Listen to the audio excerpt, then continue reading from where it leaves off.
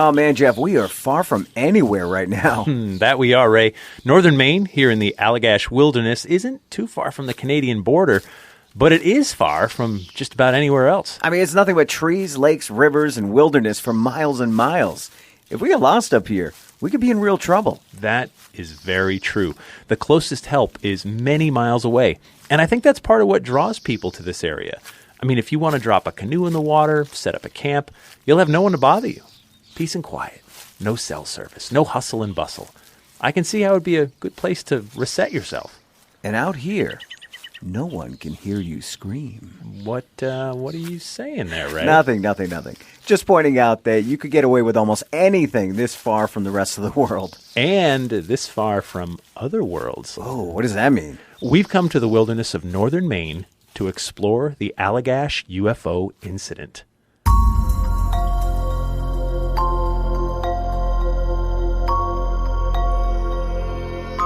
Hey, I'm Jeff Belanger. Hey, and I'm Ray Auger. Welcome to episode 244 of the New England Legends podcast. If you give us about 10 minutes, we'll give you something strange to talk about today. And be sure to keep listening at the end for a new segment we've been doing for the last 10 or so episodes, or as we like to call it, After the Legend. It's where Jeff and I take a deeper dive into the story, the research behind it, and sometimes we go a little off the rails and talk about beer and other things. Definitely. And we're so glad you've joined us on our mission to chronicle every legend in New England, one story at a time. We're a community, and we can't do what we do without you. So please subscribe to our podcast wherever you get your podcast and share it with your friends. Great things happen when you share these stories. We also love it when you reach out to us with your story leads. We hear about most of our strange tales from you. Now, before we go looking for UFOs in northern Maine, we want to take just a minute to tell you about our sponsor, Nuati Herbals. Ray, we've been to some strange places and we've seen some weird things. We certainly have. To make sure I don't miss anything, I love sipping Eye of the Hawk tea by Nuati Herbals. Eye of the Hawk tea contains natural herbs and ingredients that have traditionally been used to support tired eyes and healthy vision. As we get older, our vision starts to decline, especially by the end of the day. I love Eye of the Hawk tea because I feel like I get a natural boost in the later part of the day. We'll take any edge we can get. I also love Storyteller tea by Nuati Herbals. Each week we bring you a new story here on the podcast, and that takes focus. Storyteller tea's all-natural ingredients support your memory and help you stay on task, remembering every detail until your story is told. Nuati Herbals has so many great teas and products that make a difference in our lives. Let Nuati Herbals help support your healthy lifestyle. Check out the Nuati Herbals website to see all their great products, and you get 20% off your order when you use the promo code LEGENDS20 at checkout.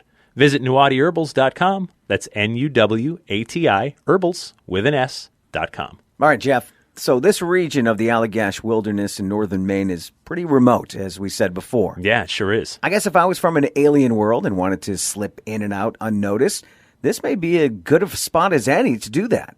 And if a group of guys happen to be camping way up here, well, no one would notice if your alien craft snatched them up, would they? No, I guess they wouldn't.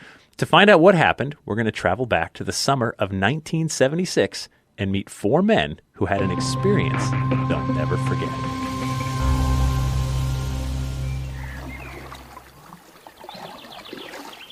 It's August of 1976, and four young men are taking a camping trip up to the Allagash Wilderness. There's brothers Jack and Jim Weiner, Chuck Rack, and Charlie Foltz. All four attend the Massachusetts College of Art and Design and have been planning this 2-week camping trip for a while. It's good to get away. I mean, these guys are creative types.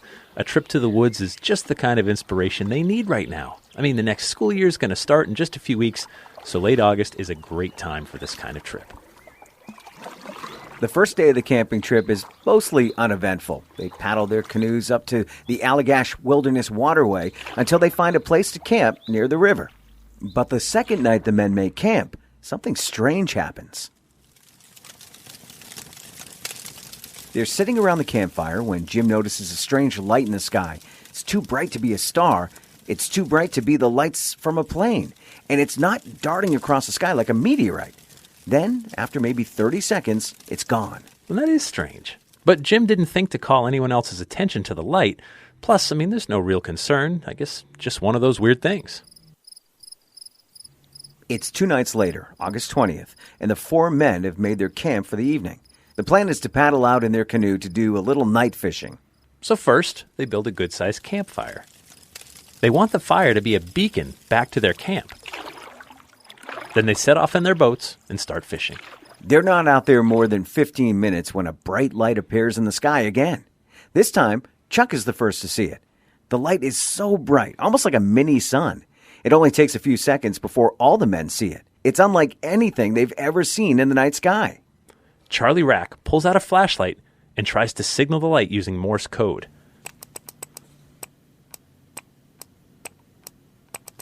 He's flashing SOS at the bright light, and whatever intelligence is behind the bright light has taken notice. Suddenly, a beam of light surrounds the four men in their boat like a spotlight. The guys are nervous, so they row their boat to get moving. But the light follows them. They're scared now. They row toward their camp, which lies just ahead. It takes only a minute or two to reach the shore. They pull their boat onto land and look back up at the sky. And now, the light, well, it's gone. Yeah, it's gone. Whatever was up there vanished. Then they notice their campfire. Okay, well, that is weird. It's just a few glowing embers. Exactly. They set a good-sized fire when they pushed off to go fishing. And they weren't gone all that long. I mean, maybe 20 minutes or so. The fire should have burned for hours, but it's clearly burned down to almost nothing. Now everyone is wondering, how long were we gone?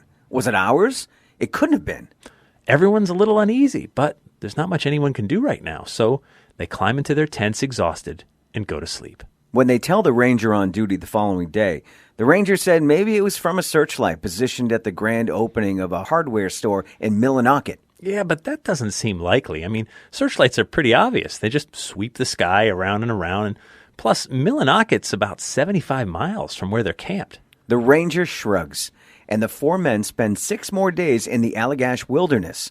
But they never see any strange lights in the sky for the rest of the trip. When they get home, they tell a few family members and friends about the strange light, but no one seems to believe them. Pretty soon, they shrug it off and move on into their schooling and lives. Now from here, we're going to leap ahead a dozen years to 1988.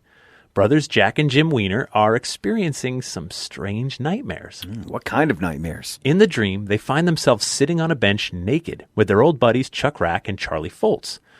They know they're afraid of something in the dream, and seeing themselves together takes Jack and Jim back to the memories of their Maine camping trip. Those lights in the sky. But something seems to be missing. Hungry for answers, Jack and Jim seek out UFO researcher Ray Fowler. Fowler listens to their account of what happened back in August of 1976. He's most intrigued by the story of the campfire seeming to burn out so quickly. Fowler wonders if this is a clue that maybe these four are missing a chunk of time from their memories of the night. Fowler suggests maybe some regression hypnosis may help unlock some of those lost memories. The four men each agree to go under hypnosis and not tell each other what they learn until everyone has gone through the process. So under hypnosis, a series of horrific memories come flooding back. Jack recalls how an alien creature with a terrifying face abducted the men and brought them onto a ship. He described the ship as very clinical, almost like some kind of doctor's office. He said the alien beings put some kind of panel over his chest and then scraped skin from his body. Under hypnosis, Charlie recalls watching this procedure being conducted on Jack. He remembers seeing that Jack was in pain, that the device was silver, and it had curves to it. Once all four men have been through hypnosis regression, Ray Fowler brings them all together to share their stories. They're startled to learn how they remember the same event. Ray Fowler takes all the stories and notes from the hypnosis sessions and publishes a book in 1993 called The Allagash Abductions.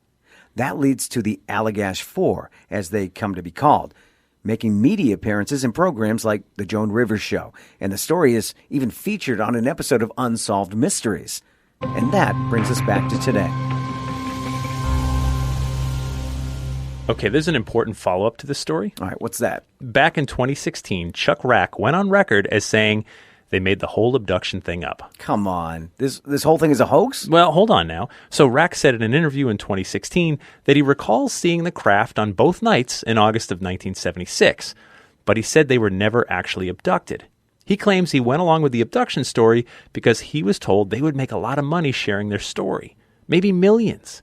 but that never materialized. Rack went on to say he recalls the lights changing color from white to red to green in a kind of liquid motion. But that was it. So Rack claims they were never taken on board a ship? Right. Also, it's worth noting that the other three of the Allagash Four have stuck to their story about the abduction. They've had a falling out with Rack over this. Fowler claims Rack grew bitter over some of the ridicule he encountered and eventually changed his story. And it's also worth noting the four men made very little money from sharing their story. Some of the men have spoken at UFO conferences and things like that and continue to make media appearances related to the case. Skeptics point to what Chuck Rack said and say, see, none of this is real. But others think it's just a case of sour grapes, that he never got rich off the story and could no longer take the ridicule. This UFO encounter is still talked about. People still speculate, and even though there's now dissent among the four witnesses, those who believe continue to believe, and those who don't still call it a made-up story.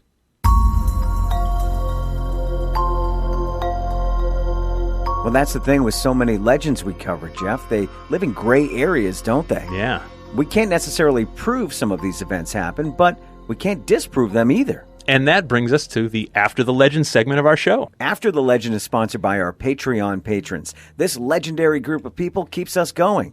They help us with all of the costs associated with bringing you a new episode each and every week. Over the years, the production costs, hosting, travel, and marketing costs, they really add up. So thank you, patrons. For just $3 per month, you get early access to new episodes, plus bonus episodes and content that no one else gets to hear. We'd love to have you more involved. Just head over to patreon.com/New England Legends to sign up. All right, Jeff, there's a lot to unpack here.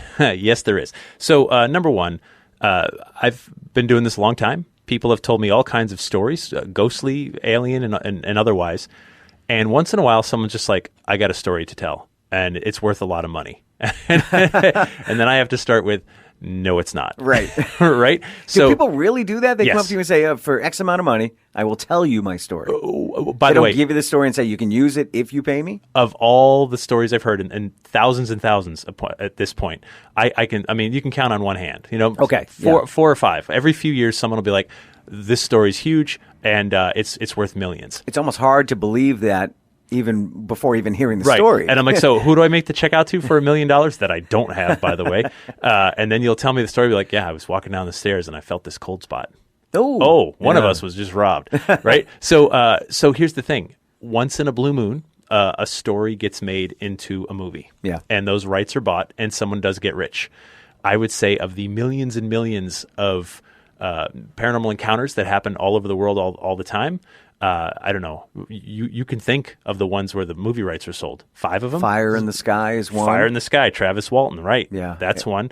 The Conjuring, right? Oh, yeah. Yeah. I was thinking of Alien. But Yeah. yeah, The Conjuring, Amityville. There's a few. Yeah. That's 3, right? And that's the last 40 years? I mean, there's many movies that say based on a true story, Sure. but those are the big ones that probably made a lot of money. And by the way, this is some insider info. If your story is out in the public domain, like you went on Joan Rivers, it was covered in newspapers, I don't need your permission Right. to just sort of be like, oh, I'm going to base my fiction on this stuff I read in the public sphere. Right. So if you have a story, you're better off, like you said at the beginning, selling it to you before you Right. tell anyone else. One of the other ones, of course, was Communion, which was Whitley Strieber, 1987. That was made into a movie. Christopher Walken starred in it. And by the way, I worked on a Discovery Channel shock doc that'll be out in a few months. Oh, nice. Based on that story. So there's a few. But Whitley Strieber's a writer who wrote the book about his experience, and the movie rights were bought from the book. Yeah. So that's how all that came to be. Right. So the reality is there's an overwhelming odd that you will not get rich sharing your story. Yeah. But you will be facing ridicule. And I have seen this where someone tells me a story about something, and maybe I put it in a book or something. I've published their paranormal encounter, and because they told me about it very shortly after it happened. And then years go by, and I've had people say like, yeah, I don't really think that happened to me. And I'm like, I talked to you like 2 weeks after it happened. You were very shaken by what happened. And then they've shared the story enough times, and they've been ridiculed enough times that they're like, I don't need this. I don't need to deal with it anymore. Yeah, I'm not getting a bunch of money for this. All I'm getting is just yelled at that didn't happen. You're a liar. Right. Right? And I get it. Some of us don't want to deal with it. So you Yeah. go, you know what? I made the whole thing up. Leave me alone. Right. Oh, well, There you go. I know the truth. And now I will. I'll leave you alone because you said you made the whole thing up. So that does happen.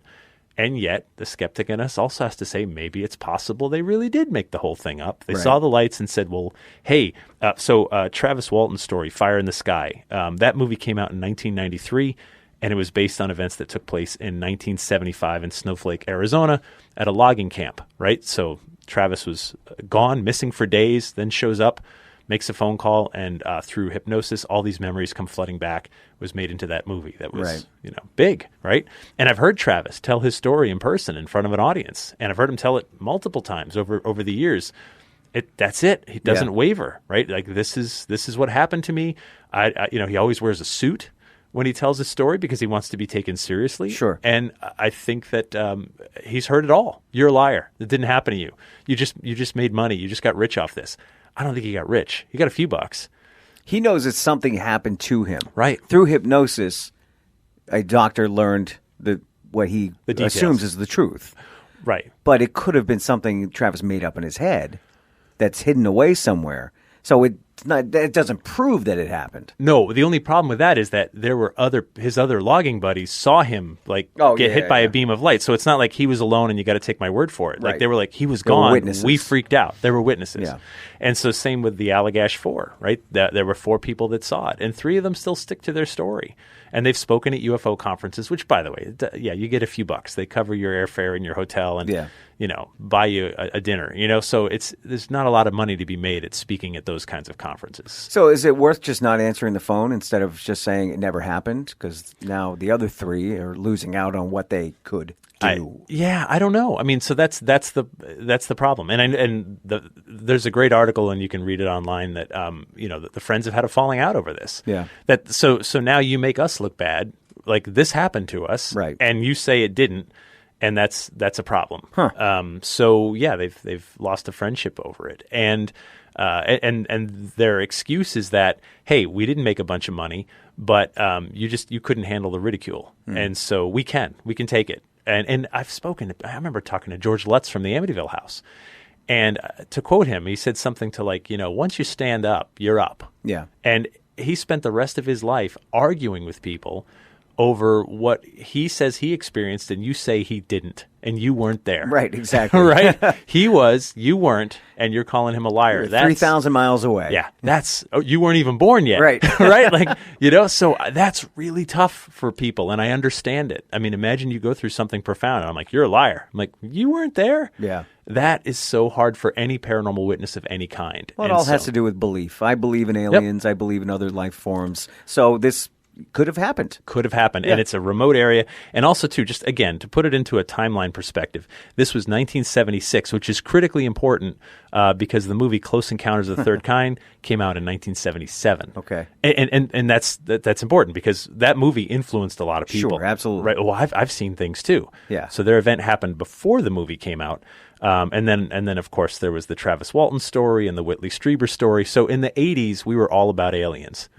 And so I get that some people were looking to cash in on those stories, but the cash in, I can't stress, is so much less than you would ever guess. But you don't know that until you experience it. Sure. Yeah. And I also get that sometimes you experience something profound, and in sharing it, like people find you. Whitley Strieber found this, right? He put this book out, like I went through this thing. He was flooded with letters saying, oh my gosh, I went through this. And I didn't know anyone else did. And thank you for I'm not crazy. Like this happened to me too.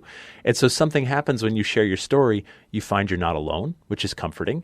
And other people take comfort in that, like, wow, you're so brave to stand up and say this thing happened to you. Yeah. And maybe we all like grow and learn a little bit from something like that. Well, you just said it, Jeff. We are not alone. We are not alone.